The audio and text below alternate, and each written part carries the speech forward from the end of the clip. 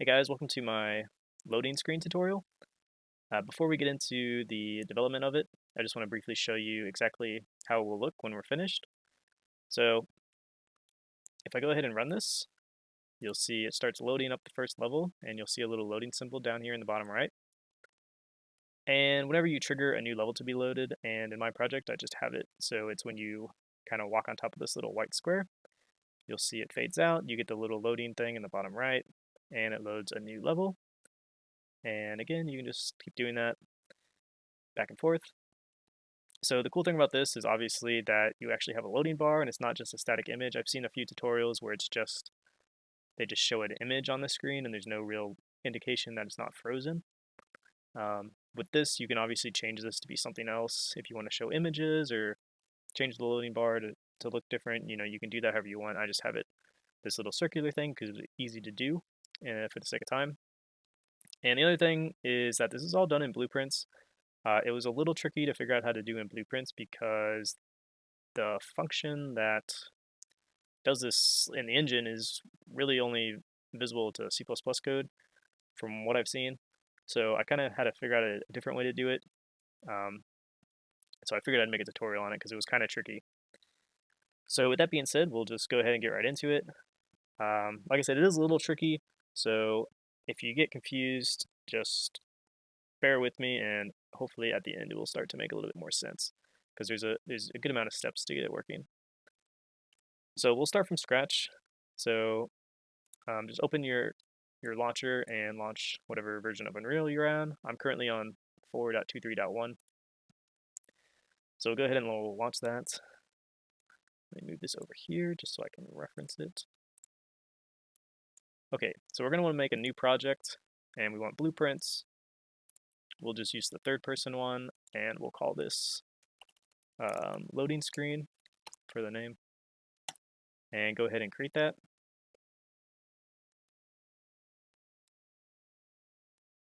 So basically the way it's going to work is if you look in the maps folder, there's currently only one map, and obviously we want two maps, one to start on and one to load into, and then we can swap back and forth between them.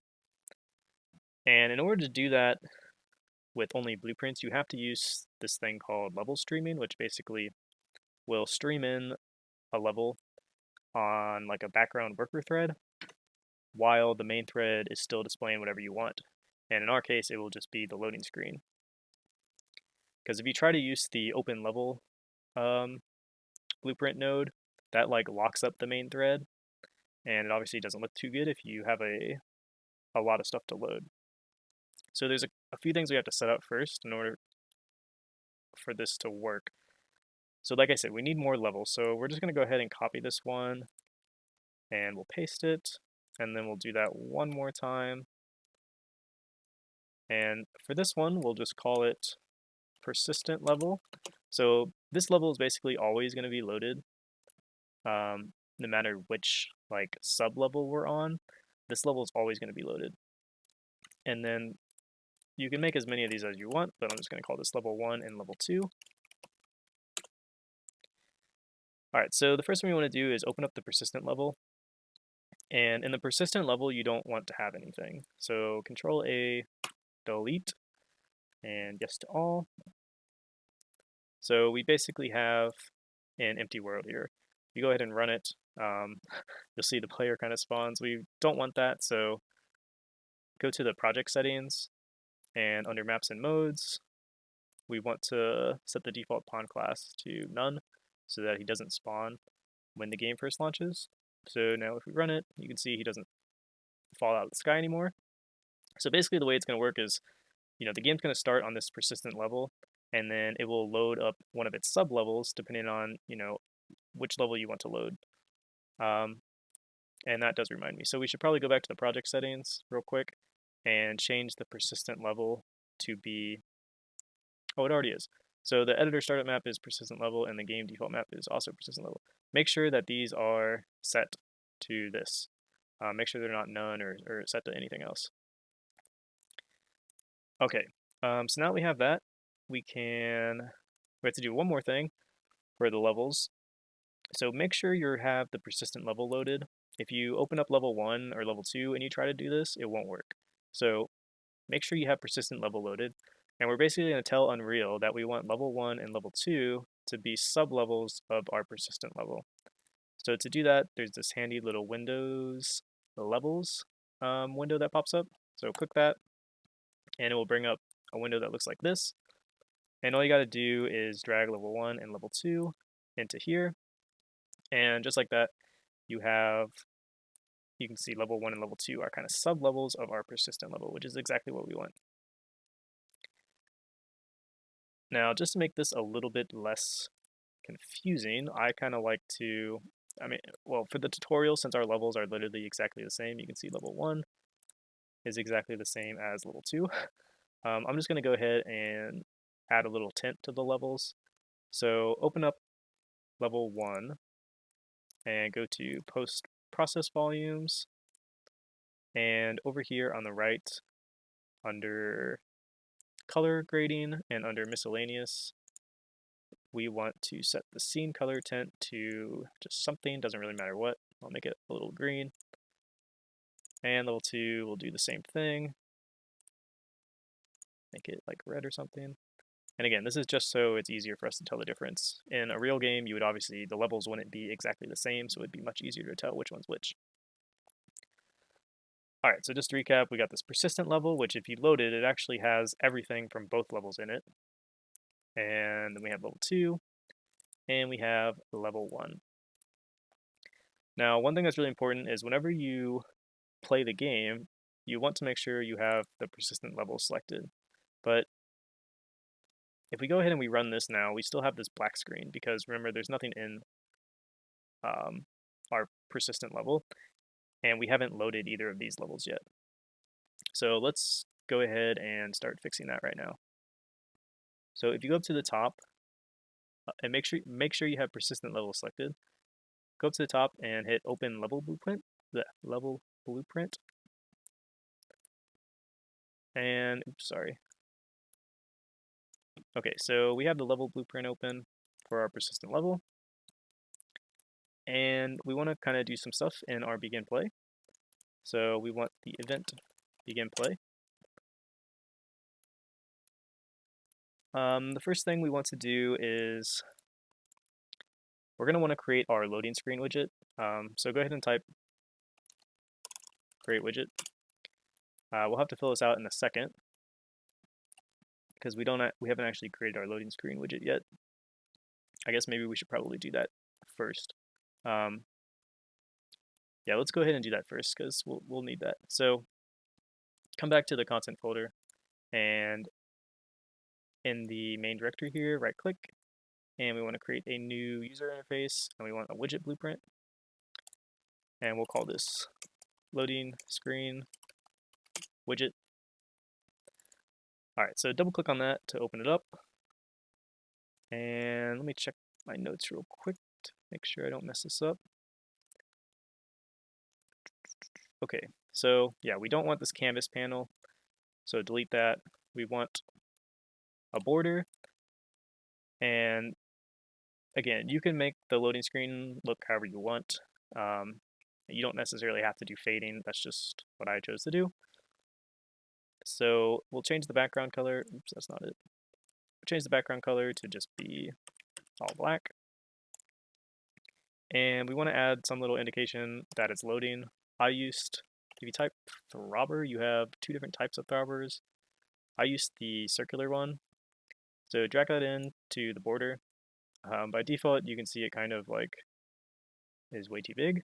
So just go ahead and click on it and right justify it and bottom justify it. And now it's down here, but it's a little bit too small.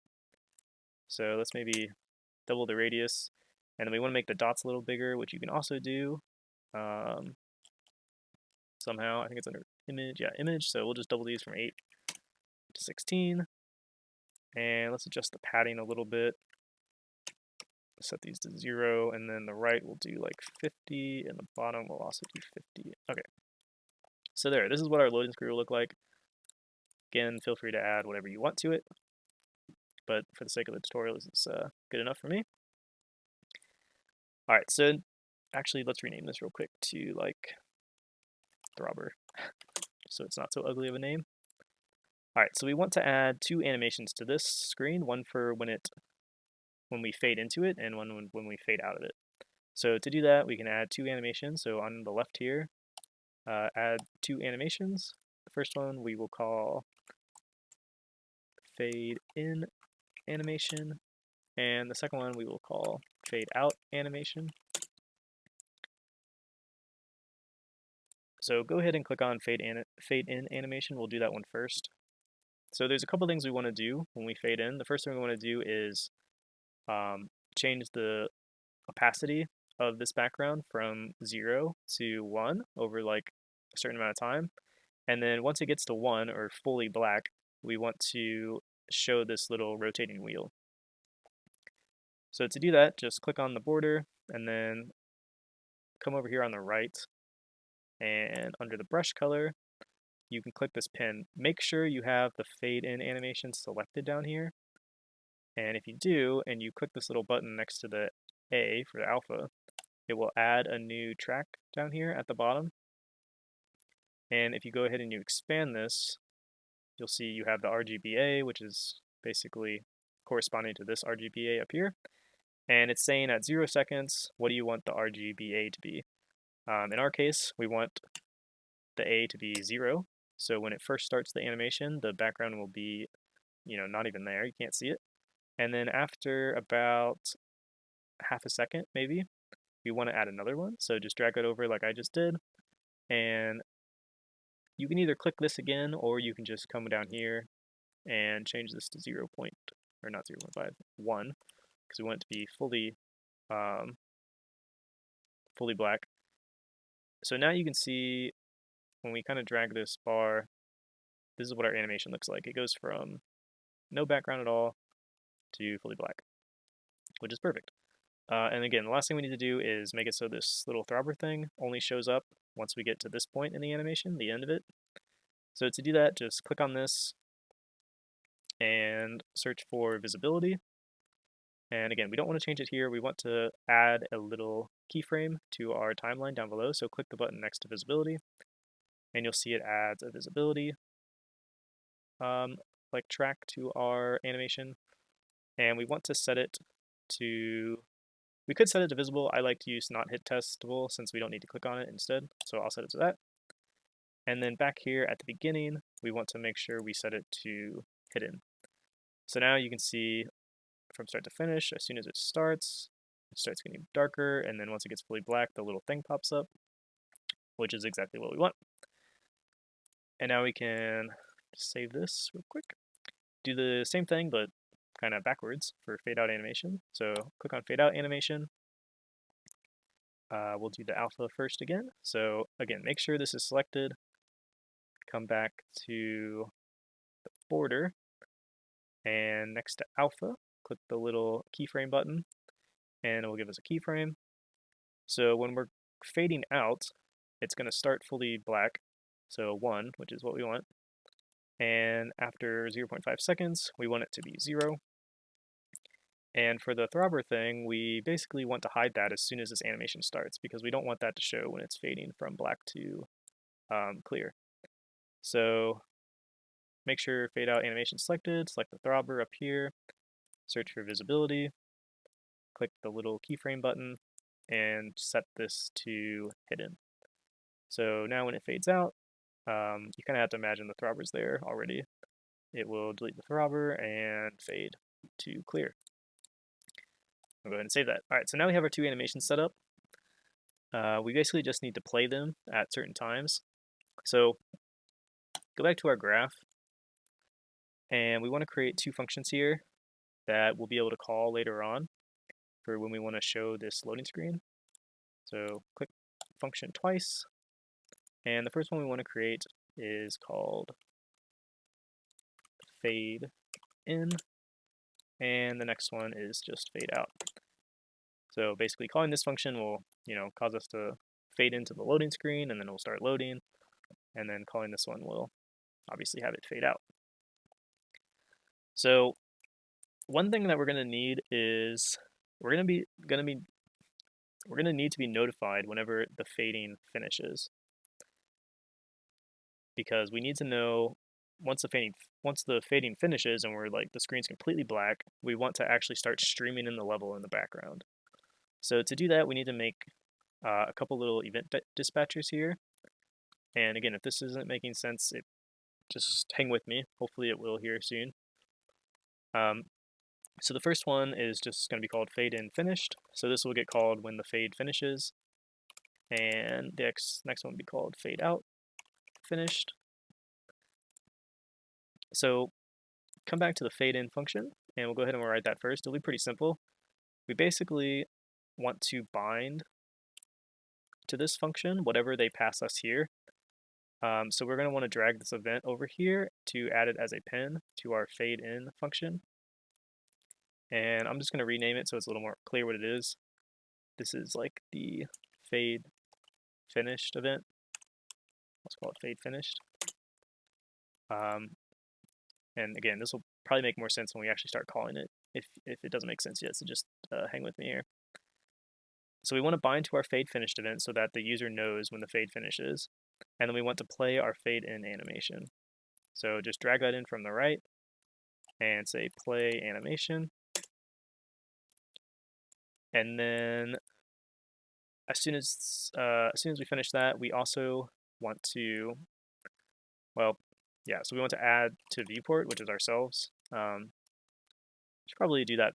It really doesn't matter, but it probably makes more sense if we do that first. Now that I think about it, because we want to add the loading screen to the viewport, and then we want to play the animation. One thing that's good to note here is if you have like other UI that's currently on the screen when you're doing the fading, I'm not going to have that in this tutorial, but if you did, you'd want to set this to a higher number than whatever that is. So like, if you don't know, just set it to like some high number. But if like a HUD that you have is kind of in front of the fading black screen, it's because of this. So this will make sure that the black screen covers like everything if you just set it to a high number there. And then the fade out function we'll write next. It will be like pretty much the same thing. We want to bind to our fade out function, whatever they pass us. And again, this is an event that gets called whenever the fade finishes. So fade finished. And we do want to play the fade out animation this time. Like so. Alright, so we're almost done now with this loading screen. The only thing that we need to really do is we need to actually call these fade in finished and fade out finished events when it finishes. And currently we are not doing that. And in order to do that, it's really simple. Just come back here, and we don't need any of this stuff, so just go ahead and delete it. We want to say event on initialized. And so when this loading screen gets initialized, or when it gets like created basically, we only need to do this once. We just want to bind, so drag in the fade in animation, and we want to say bind to animation finished. So this will allow us to give it an event that will get called whenever that animation finishes. So we'll just say create event. Oh no, not create event. Add custom event. There, that's what we want. So basically, when the fade in animation finishes, this event will get called. And when this event gets called, we want to call, so drag in the fade in finished, the fade in finished, I can't talk. The fade in finished event dispatcher, drag that in, and we want to call it whenever it finishes. So just to recap real quick, because I realize this might be a little bit confusing if you're not super familiar with event dispatchers. All we're saying is when the fade in animation finishes, go ahead and call this event. And then from this event, we are just dispatching our fade in finished event dispatcher. And that's going to call whatever event people have passed here. And we want to do the same thing for fade out. So, oops, not that. So drag in the fade out animation, and we want to say bind to animation finished, and create, nope, I always do that wrong. Add custom event, and we will call our fade out finished event dispatcher. And again, we only have to do this once in initialization, which is really nice. Okay, so now I believe that our little loading screen here is done. One thing we probably want to do next, I'm just trying to think of the best order to do this in.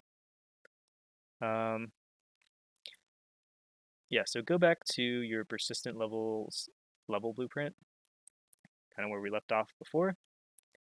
So now we can actually create our loading screen widget. So create loading screen widget and give it the loading screen widget. And for the player, we just want to get player controller. And again, we're just creating the widget. We're not actually displaying it yet because we don't want to display it until we actually try to load a level. And let's promote this to a variable and go ahead and just save this as our loading screen so we can reference it easily later. And so from here, we basically just want to open our first level, our level 1. Now we could just say open level, but again, the issue with this is that open level just will freeze your game if it takes a long time to open the level. So we don't want that. We actually want something called load stream level. And what this will do is it will kind of load it in the background and then let us know when it's finished. So we want to make this functionality, we don't just want to do this here because we want to expose this functionality to other classes basically in our game, because we're going to want to load more levels just than the one during the begin play. And so you might be thinking, okay, let's just create, add custom event, called it, my load level, and then we'll do that here. And that's like kind of the right idea, but the issue is that you can't really call events inside of a level blueprint very easily, or maybe not at all, I'm not sure. I don't think you can call them from like outside classes. So in order to kind of work around this, what we're going to do is we're actually going to add this function to our game instance because that can be accessed anywhere, and then our game instance will kind of call into our level blueprint and it will do like this type of stuff that we want it to do. So in order to do that, it's a little tricky, but I'm pretty sure this is like the only way to do it, and a pretty good way to do it. It's just a little confusing if you don't understand event dispatchers. But basically what we want to do is we want to create a game instance.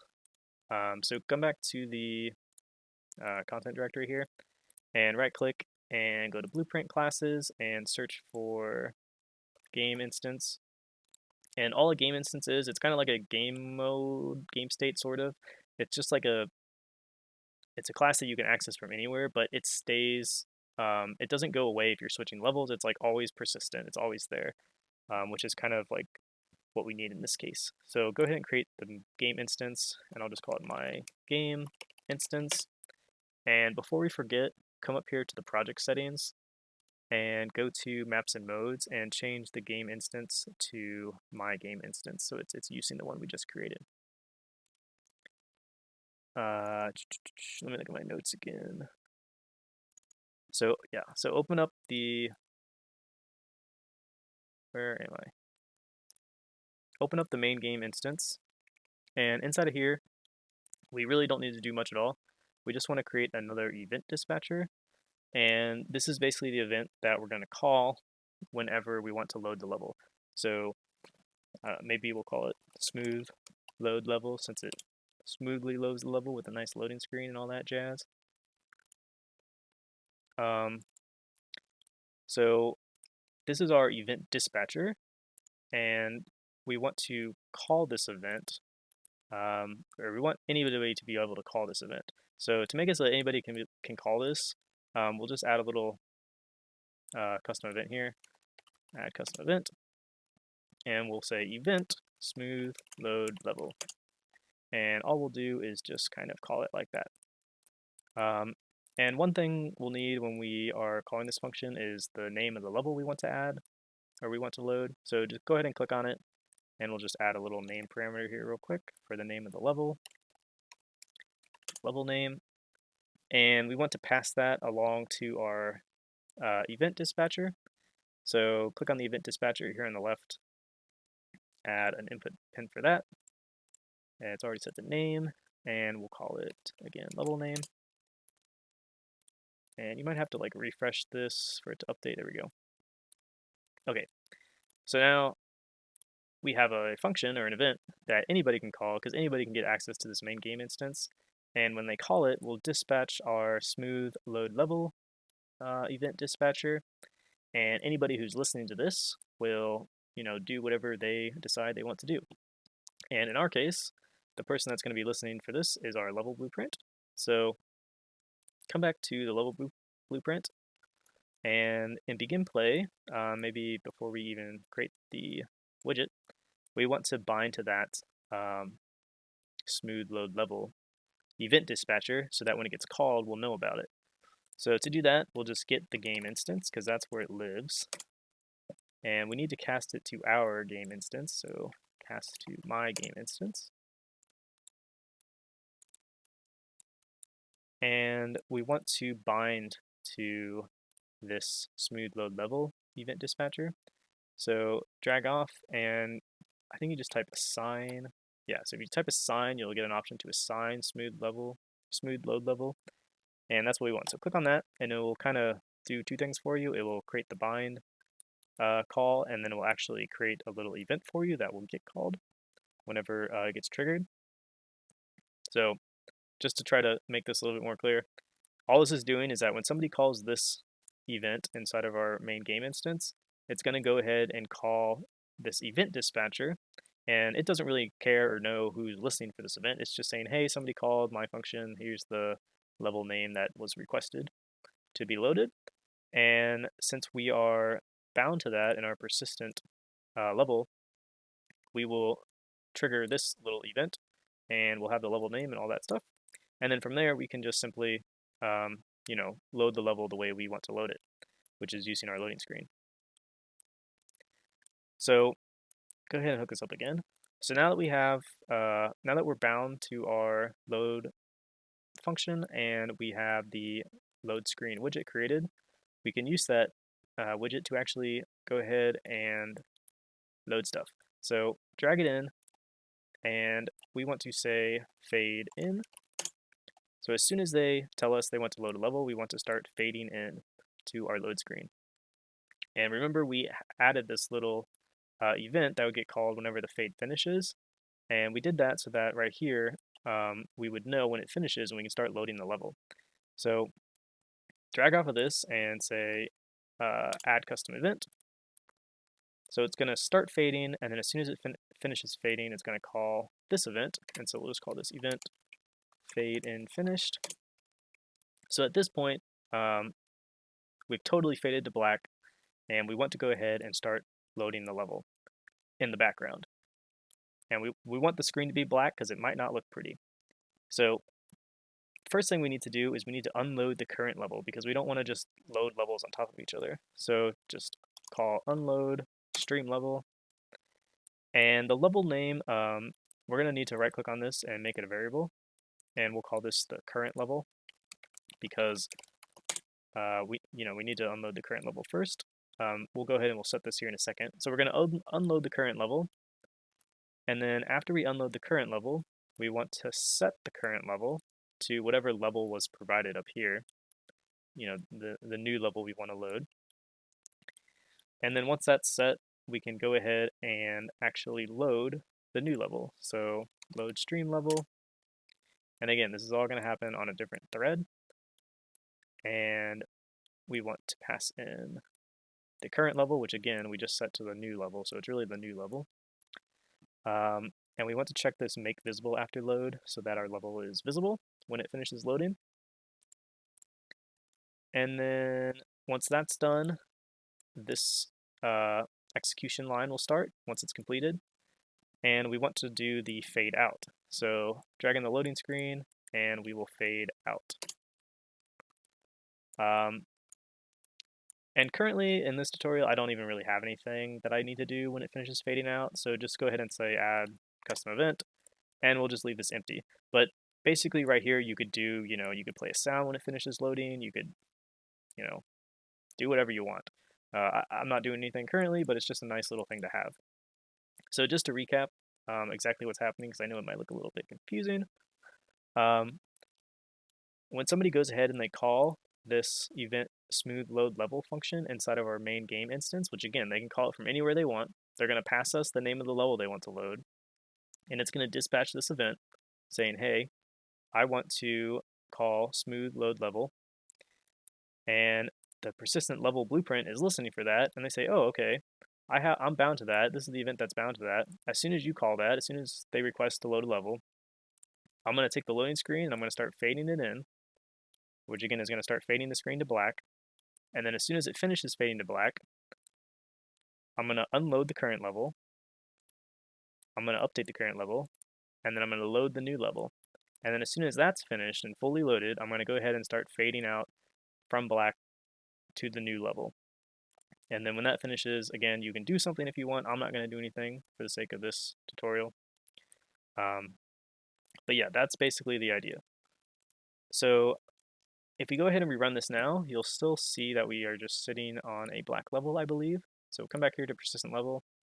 Make sure your persistent level is loaded. If you go back to maps, make sure you're on the persistent level. And if you go ahead and press play, you'll see we're still in this black level. And that's just because we haven't told it to load a level yet. So what I'm just going to do is go back to the persistent level blueprint.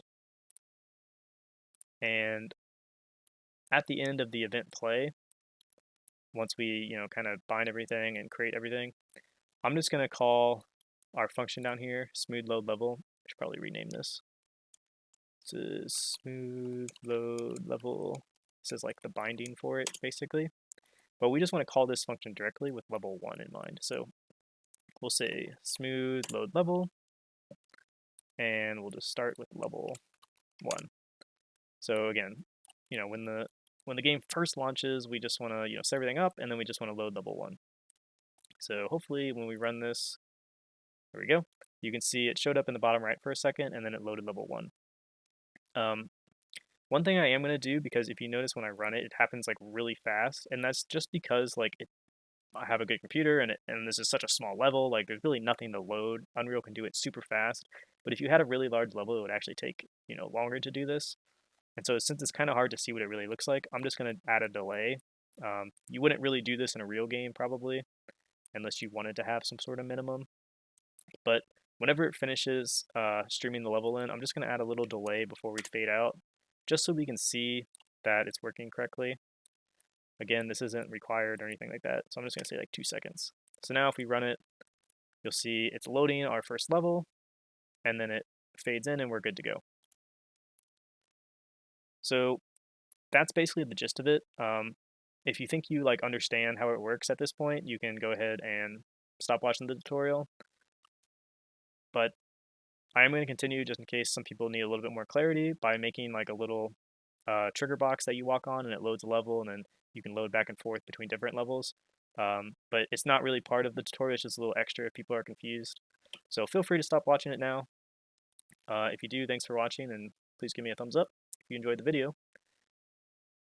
Okay, so real quick, we'll come back here to the content directory, and we'll add a little blueprint for trigger boxes.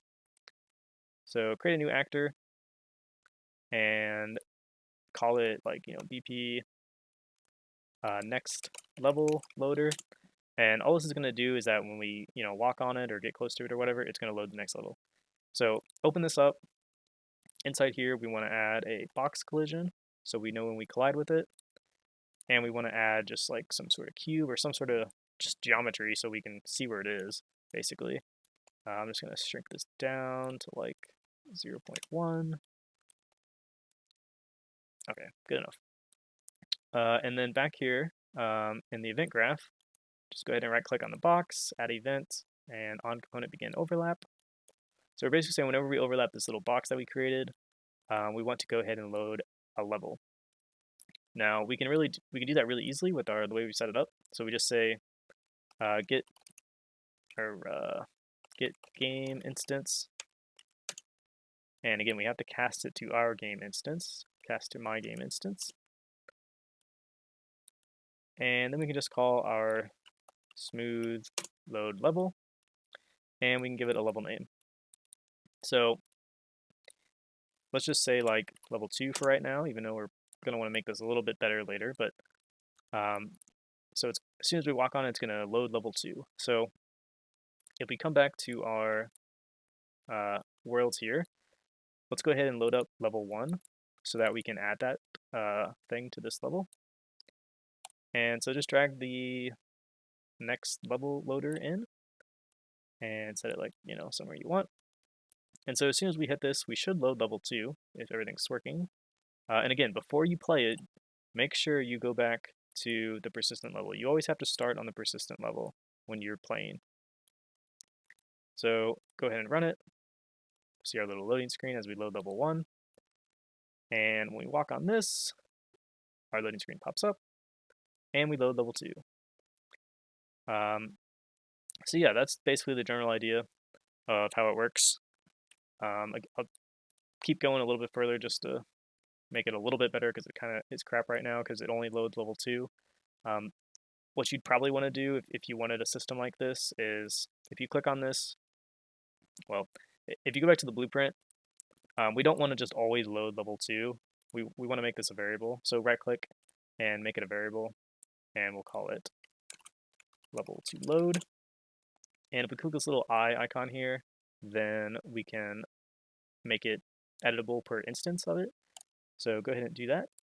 And then come back to our level 1.